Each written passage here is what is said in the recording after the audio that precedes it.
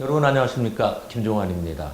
내년 6월 4일 치러지는 제6회 전국 동시지방선거가 이제 1년 앞으로 성큼 다가왔습니다.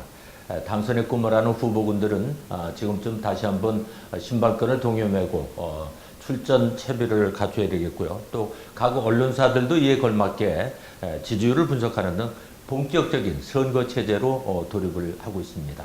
저희 시티타임즈에서도 민선 6기를 준비하는 각 당의 현황 분석을 시작을 했고, 또 후보군들의 동향을 파악하는 등 선거 체제로 전환을 했습니다.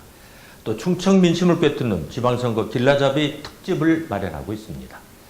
미리 보는 지방선거 관전 포인트는 어떤 부분이고, 또 지역민들의 관심사가 무엇인지, 그리고 각 지역 발전을 위해서 과연 어떤 인물을 선택해야만이 100년 대계를 위한 지역의 미래를 그려볼지 배재대학교 최호택 교수님 모시고 알아보겠습니다.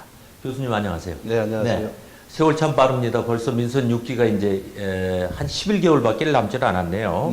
네. 내년에 선거는 뭐 아시는 바와 같이 광역단체장 또 각 구청장, 네, 또 광역의회 의원, 네, 그다음 기초의회 의원, 또 교육감 선거 이렇게 또 있습니다. 교육위원 이렇게 해서 네. 6명 선출지를 뽑아야 되기 때문에 어떤 면에서는 누가 누군지 모르고 투표장에 가는 경우도 없지 않아 있거든요. 그렇습니다. 네, 그래서 저희를 비롯한 각 언론사가 이런 그 특집을 마련해서 유권자 여러분들의 그 선택에 도움을 드리기 위해서 이런 자리를 마련하게 됐습니다.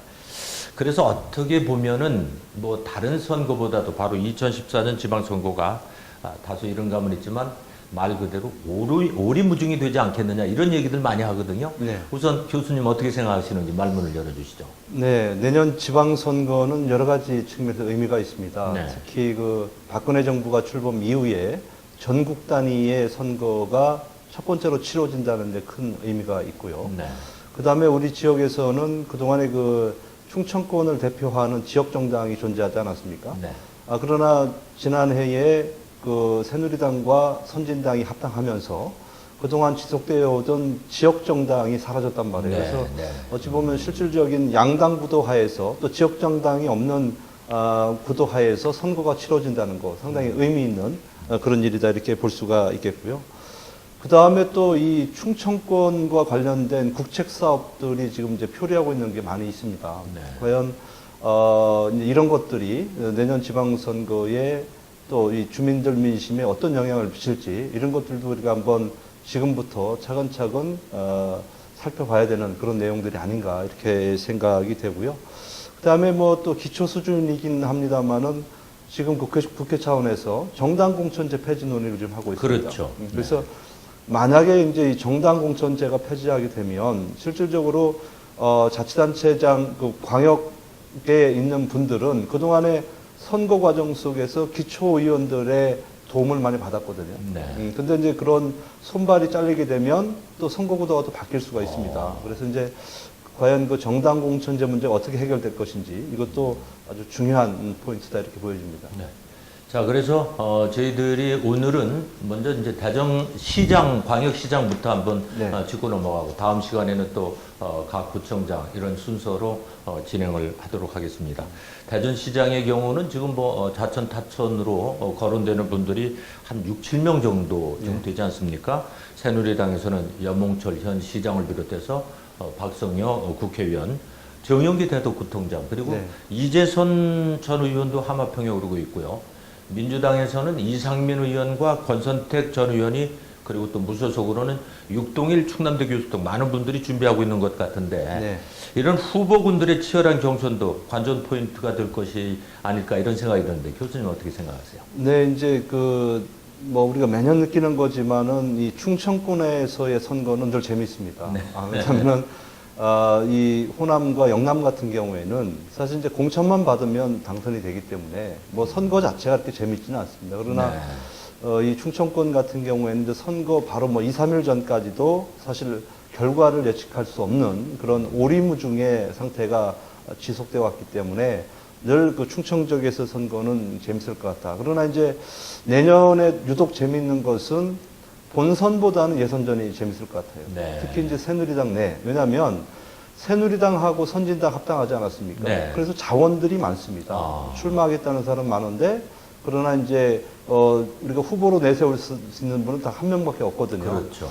그랬을 때 과연 정말 수많은 사람들이 고배를 마시게 될 텐데 또 고배를 마시는 그 후보군들이 그냥 가만히 있을 것이냐 아니면 또 어디론가 또 찾아서 떠날 그렇죠. 것인가. 네. 이것도 이제 상당히 우리가 이제 관심 있게 봐야 되는 그런 부분이에요. 그래서 네. 그렇기 때문에 저는 예선전과 예선전이 치러지고 난 이후에 그런 상황들이 상당히 좀 긴박하게 또 박진감 있게 진행될 것이다 하는 생각을 좀 해보겠고요. 네.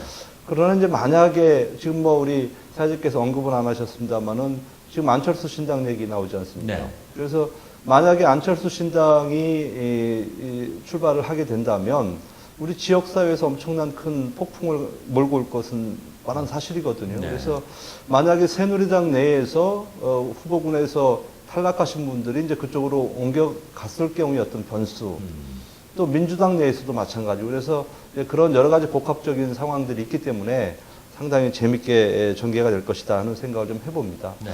또 뭐 자세하게 좀 간략하게 좀 보자면 뭐 이 새누리당 같은 경우에는 지금 리턴 매치의 가능성이 상당히 높아요. 예를 들어서 전 시장과 현 시장 네. 간에 이제 그 리턴 매치인데 지난번 그 선거를 놓고 봤을 때 사실 이제 그때 당시 어떤 정책의 추진 정도라든지 어떤 시민들의 평가 이런 것을 통해서 지난번 선거에서는 좀 오히려 어떤 측면에서 좀 싱거운 게임이 됐었거든요. 네, 네. 그래서 과연 현재 그 여몽철 시장이 시민들로부터 어떤 평가를 받느냐, 뭐 이것들도 아마 중요한 관전 포인트가 될 수 있을 것 같고, 더 중요한 것은 이제 군소 후보들이 많다는 거예요. 네. 예를 들면 정용기 대덕구청장이라든지, 네. 그 다음에 이재선 전 의원, 그 다음에 이제 육동일 교수 아까 말씀하신, 제가 볼 때는 무소속이라기보다는 새누리당으로 분류하는 게 오히려 맞지 않을까 하는 네. 생각을 좀 해보고요.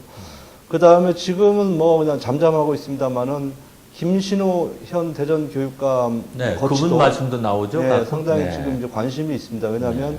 그분도 이제 삼선 제한 때문에 더 이상 출마가 어렵다고 봤을 때 어디론가 뭐 대학으로 복귀하는 것은 현실적으로 어려울 것 같습니다. 왜냐하면 네. 10여 년을 야인 생활을 했기 때문에 사실 대학 가서 아이들을 가르친다는 게 쉽지는 않습니다. 그래서 뭐 시장 후보가 됐던 어떤 또 다른 길을 모색을 하든 모색을 해야 될 텐데 근데 제가 볼 때는 대전시장 도전 가능성이 충분히 있습니다. 왜냐하면 지금 그 여몽철 시장과 이 박성규 시장에 대한 어떻게 보면 리턴 매치를 몇 번 하다 보니까 시민들이 좀 식상해하는 것 같아요. 네. 그래서 지금 새로운 인물을 모색할 때 새로운 대안으로서 충분히 가능성이 있기 때문에 뭐 그분도 우리가 한번 넣고 이렇게 계산을 해보는 것이 맞지 않을까 하는 생각을 좀 해보고요. 그 다음에 아까 민주당 얘기를 해주셨습니다만은 참 재밌는 것은 지금 후보가 현재로서는 2명이잖아요. 이상민 의원하고 또 권선택 네. 의원. 근데 이분들이 둘 다 선진당 출신이에요. 네. 근데 민주당에 와서 지금 이제 대전시장 후보로 지금 거론은 되고 있습니다만은 과연 이 정체성 논란도 뭐 그죠? 이거 어떻게 비껴나갈 것인가 하는 문제. 또 이 지역의 그 민주당의 뭐라고 할까요? 좀 선두주자라고 얘기하는 박병석 의원이 과연 그냥 게임을 이렇게 싱겁게 끝나는 것을 두고 볼 것이냐. 뭐 하는 것도 한번 우리가 좀 관심을 가지고 봐야 되지 않을까 하는 생각을 좀 해봅니다. 네. 자, 그래서 네. 저희들이 이제 각 정당별로 한번 판세 분석을 해보죠. 지금 이제 새누리당 경우는 여몽철 현 시장과 박성희 국회의원이 이제 전 시장 이런 리턴 매치, 그 다음에 이제 이재선 의원, 정용기 대덕구청장, 이제 정 교수님께서 김신호 현 교육감까지 이렇게 그러다 보면은 치열한 공천 경쟁, 뭐 어쩔 수 없이 경선으로 가야 되지 않겠느냐 하는 이제 그런 상황이란 말이에요. 그러다 보면 어느 쪽으로 지금 관심이 기울어지는가 하는 것이 최대 그 관심인데 관전 포인트나 우리 대전 시민들이 눈여겨봐야 될 점이 있다면 어떤 것이 될까요? 새누리당부터 좀 말씀해 주시죠. 네, 새누리당 같은 경우에는 이제 후보군이 많지만 네. 그러나 어찌 보면 또 뚜렷한 정말 가슴에 확 와닿는 후보가 많지 않다는 게 사실은 문제입니다. 왜냐하면 이제 소위 얘기해서 전 시장하고 현 시장 같은 경우에는 뭐 아까 말씀드렸습니다만은 이제 두세 번의 리턴 매치를 통해서 사실은 이제 시민들이 좀 식상해하는 측면이 좀 있는 것 같고요. 네. 그러나 이제 군소 정당들은 아직까지는 그런 인지도나 이런 것들이 좀 높지가 않기 때문에 혼전이 가능할 텐데요. 저는 이 대전시장의 새누리당 후보를 결정할 수 있는 중요한 것은 올 연말에 국회의 예산 과정이 아닌가 저는 그렇게 생각이 됩니다. 네.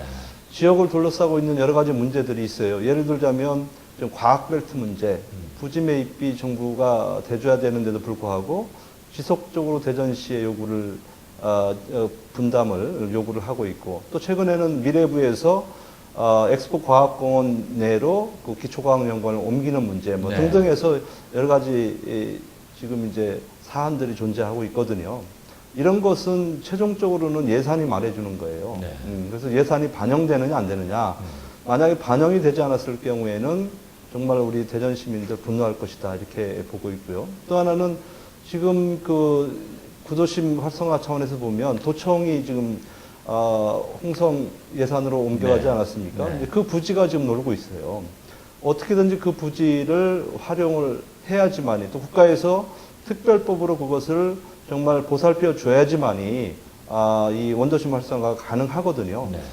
그 지역은 특별히 우리 강창희 국회의장이 존재하는 지역이고, 또 지난번 선거 과정 속에서 그것만큼 반드시 해결하겠다 네. 이런 의지를 보였습니다. 그러나 지금 이제 뭐 한 2년이 지났는데도 아직까지 뭐 우리무중이 어떻게 될지도 잘 모르겠어요. 그래서 그것이 이 특별법이 어떻게 되느냐의 문제가 내년 그 지방선거에 큰 영향을 줄 수 있기 때문에, 이제 그래서 올 겨울에 예산국회가 어떻게 통과되느냐의 문제가 대전시장을 결정할 수 있는 아주 중요한 포인트가 되겠고, 또 하나는 10월 재보궐선거가 있습니다. 네. 전국적으로. 네. 지금 그 새누리당이 이제 과반수를 넘었죠. 넘고 있는데, 과연 그 10월 재보궐선거에서 과반수를 유지할 것이냐 아니면 무너질 것이냐. 여기에 따라서도 저는 카드가 변할 수 있다. 네. 만약에 이 과반수의 카드가 무너졌을 때는, 그때는 이제 대통령 입장에서 보면 정말 본인이 하고 싶어 하는 정치를 하고 싶을 거예요. 네. 예를 들자면, 그 뭐 새로운 참신한 인물들을 가지고서 정치 개혁을 한다든지 할 수 있기 때문에 우리가 생각하지 못한 그런 후보들을 각 지역에 포진을 시킬 가능성이 높다. 그렇기 때문에 저는 10월 재보궐선거가 상당히 중요하다 이렇게 보고 있고요. 그 다음에 이제 우리가 교육감 선거가 아직은 어떻게 될지는 잘 모르겠어요. 네. 리턴 매치로 갈 것이냐, 현재와 같은 상태로 갈 것이냐의 문제인데, 그것도 중요한 변수가 될 수 있을 것 같아요. 만약에 리턴 매치가 아니라 러닝메이트제가 네, 네, 그 도입이 된다면 시장과 시장과 네, 교육감에 그래서 이제 그것도 이제 이 뭐랄까요, 상대를 결정하는 게 상당히 중요하지 그렇죠. 않습니까? 그래서 그것도 이제 서로 이제 친분들이 있기 때문에 뭐 서로 전혀 모르는 상태에서 이 러닝메이트 할 수는 없잖아요. 이제 그런 것들을 감안해서 아마 후보군이 결정되지 않을까 저는 이렇게 좀 보고 있습니다. 네. 자, 이번엔 민주당 얘기를 좀 해보죠. 이제 언급을 해주셨습니다만은 선진당을 탈당한 권선택 의원은 일찌감치 네. 민주당으로 입당을 하면서 대전시장에 대한 그런 염원을 불태우면서 나름대로 텃밭을 이제 다지고 있었고, 네. 거기에 이제 시당위원장인 이상민 의원이 또 이제 출마 의사를 비쳤는데, 조금 전에 교수님 말씀하시는 거 들어보면 지금 국회 부의장을 맡고 있는 박병석 의원 또한 아직 이제 뭐 의중을 지금 확실하게 나타내지는 않고 있는 그런 상황 아닙니까? 네. 그러다 보면 민주당도 경선이 불가피한데요. 이쪽은 어떻게 보세요? 지금 봐서는 상당히 좀 단순해 보여요. 네. 예를 들자면 지금 그 권선택 의원이 가장 먼저 치고 나가고 있고, 네, 또 네. 이상민 의원 같은 경우에는 지금 3선이고 당에서도 중진이란 말이에요. 네. 그렇기 때문에 쉽게 뭐 결정할 수 있는 부분은 아닌 것 같고요. 이제 그렇기 때문에 지금 이제 후보가 두 분이라고 봤을 때 아무래도 뭐 현재 상황에서는 권선택 의원 쪽으로 기울지 않겠어요. 네. 이제 그렇지만은 이렇게 되면 흥행에서 실패를 하게 됩니다. 민주당 내에서는. 네, 네. 그렇기 때문에 아마 박병석 의원 같은 경우는 지금 이제 제3의 후보를 좀 물색을 좀 하고 있는 것 같아요. 그래서 제3의 후보를 물색을 해서 경선을 통해서 흥행을 일으키겠다 이런 전략이 지금 이제 속속 좀 주위에서 들려오는 그런 후문들입니다. 그래서 민주당도 지금 현재는 단순해 보이지만, 그러나 시간이 갈수록 이쪽도 흥행을 위해서 복잡한 계획된 그런 구도가 형성될 것이다 하는 생각을 해봅니다. 네. 그리고 이제 아까 교수님께서 잠시 언급을 해주셨는데 우리 예. 정치권의 복병이라면 복병인데 예. 여기서 안철수 신당 얘기를 안 할 수가 없거든요. 예. 그 원인을 보면 안철수 의원의 신당 창당과 관련해서 충청권에서 리서치앤리서치에서는 43% 그리고 중앙일보와 TJBC 여론조사에서도 40%대로 지지표가 나타났거든요. 네. 그렇다면은 아까도 잠시 언급을 해주셨습니다. 이 충청권에 어떤 지각 변동을 예측할 수 있지 않나 이렇게 예측하는 분도 계시거든요. 지금 이제 충청권뿐만 아니라 안철수 신당이 뜨게 되면 전국적인 지각 변동이 일어난다는 예측입니다. 네. 왜냐하면 말씀하신 대로 여론조사가 결과가 이제 그렇게 나오고 있고요. 지금은 영남 같은 경우는 새누리당이고 호남 같은 경우는 민주당이다 민주당. 이렇게 네, 볼 네. 수 있겠고 이 충청권은 소위 얘기하는 무주공산 아니겠습니까? 네, 지금 뭐 주인이 없는 그런 땅으로 전략을 하고 말았는데 근데 아마 안철수 신당이 뜨게 되면 저는 그렇게 될 가능성이 높다고 봐요. PK, 소위 얘기해서 대구, 경북 이쪽은 부산까지, 글쎄요, 부산 어떨지 모르겠습니다만은 여기까지 해서, 부산까지 해서 이제 아마 새누리당이 차지를 하게 될 거고 네. 또 이제 이쪽 영남 지역 같은 경우에는 민주당세가 강하죠. 왜냐하면 그동안에 대통령 후보를 두 번이나 호남, 내지 않았습니까? 그렇죠. 네, 호남 아니, 민주당 지역에. 쪽에서요. 네. 저기 이 영남 쪽에서. 아, 예. 이제 그렇게 되면 이제 호남이 과연 우리는 뭐냐, 그죠? 이렇게 생각을 할 텐데 요즘 각종 여론조사를 놓고 봤을 때 안철수 신당을 넣고 삼자 구도로 넣고 봤을 때 호남에서 제1당은 어디냐면 민주당이 아니라 안철수 신당입니다. 네. 네, 그런 차원에서 보면 호남과 또 무주공산으로 남아있는 충청권에 안철수 신당이 자리를 잡을 가능성이 상당히 높다. 저는 이렇게 보고 있고, 이제 지역에서는 그것을 기대하는 측면도 상당히 많이 있는 것 같아요. 네. 예, 예. 아까 이제 말씀 중에 상대적이지만 새누리당이라든가 민주당의 그 후보군으로 나왔다가 경선에서 탈락된 분들이 예. 안철수 신당 쪽으로 움직일 가능성을 이제 예측을 해주셨지 않습니까? 네. 글쎄요, 조금 그 이른 그 예측일는지 모르지만 안철수 신당 쪽으로 움직일 만한 인물, 우리 대전 지역에서는 어떤 분들이 될까요? 지금까지 이제 논의됐던 분 중에 한 분은 뭐 그분은 정치인은 아닙니다만은 네.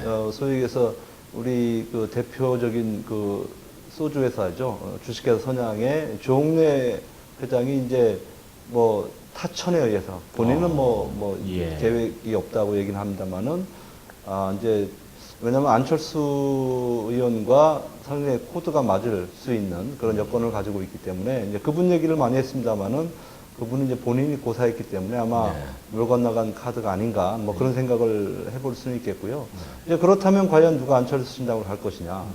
저는 지금은 아무도 간다는 얘기는 못 합니다. 그렇죠. 왜냐하면 네. 만약에 그게 뜨면 다행인데 뜨지 않았을 경우에는 새누리당 내부에서도 배척을 당할 수가 있거든요. 그러니까 민주당에서도 최대한 마찬가지고. 민주당에서도 마찬가지고요. 예, 예. 그래서 최대한 목소리를 낮추고 고개를 숙이고 있다가 만약에 그것이 뜨게 되면 아마 이제 이 정말 이 붐처럼 일어날 가능성이 높아 보이는데 저는 여기서 이제 안철수 신당에 대해서 좀 제안을 한 가지 하자면 안철수 신당이 소위 얘기해서 떨어지는 낙엽들을 주워 모아가지고는 희망정당으로 갈 수가 없습니다. 그래서 저는 이제 뭐 만약에 안철수 신당이 뜬다면 제안하고 싶은 것이 엄격한 기준을 뒀으면 좋겠어요. 지금까지 이당 저당 다니면서 정치하지 않은 분, 나이 네. 50세 이하 이렇게 해서 정말 참신한 인재들을 고르는 작업들을 이번에 그 출범과 함께 이것을 하지 않으면 제가 볼 때는 예전에 그런 정당들이 많았어요. 예를 들어서 뭐 문국현 씨가 했던 뭐 정당 뭐 이런 네. 데도 많고 그랬는데 다 뭐 그때도 지금만큼이나 상당히 관심이 많았었거든요. 그렇죠. 그렇지만 네. 지금 우리가 기억하지 못할 정도로 어디론가 사라지고 없단 말이죠. 안철수 신당이 그렇게 되지 않기 위해서는 그런 원칙, 예를 들어 50대 이하의 어떤 젊은 생각이 젊고 정말 참신한 그런 인물들 위주로 공천을 하겠다.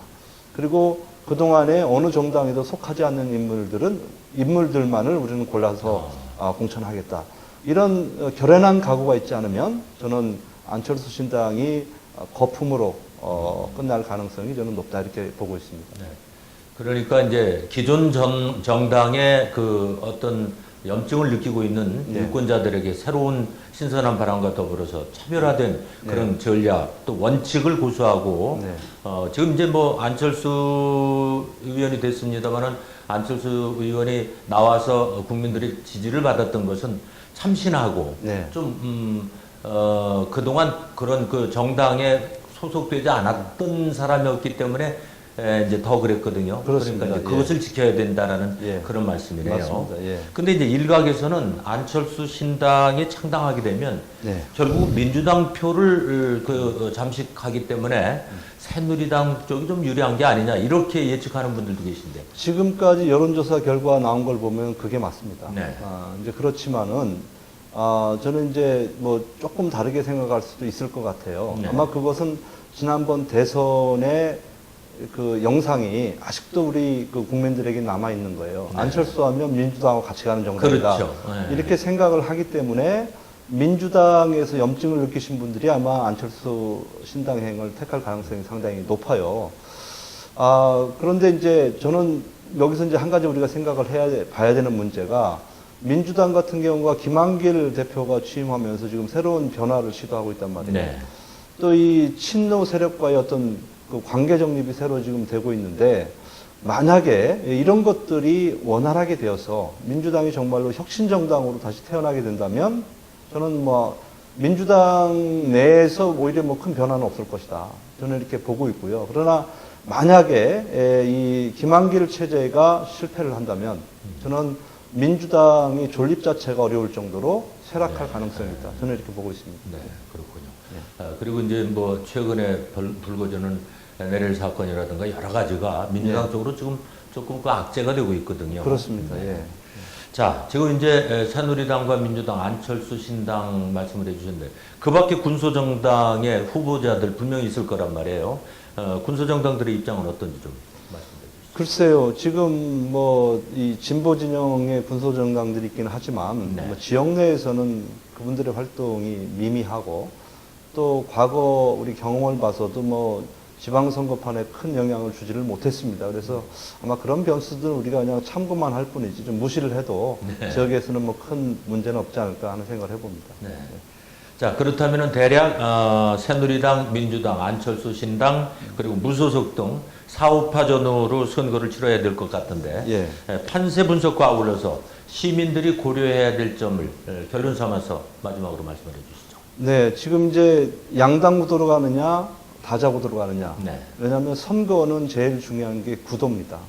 그래서 만약에 양자 구도로 갔을 때는 양자 구도라는 게 그런 거죠. 그러니까 새누리당과 또 상대편은 민주당과 안철수 신당이 합당된 그러니까 단일 후보가 되겠죠. 네.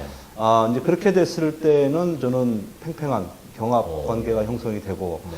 그러나 이제 다자구도 새누리, 민주, 안철수 신당 이렇게 됐을 때는 저는 새누리당이 상당히 유리한 유리하죠. 쪽으로 갈 가능성이 높다 이렇게 볼 수가 있겠습니다. 네.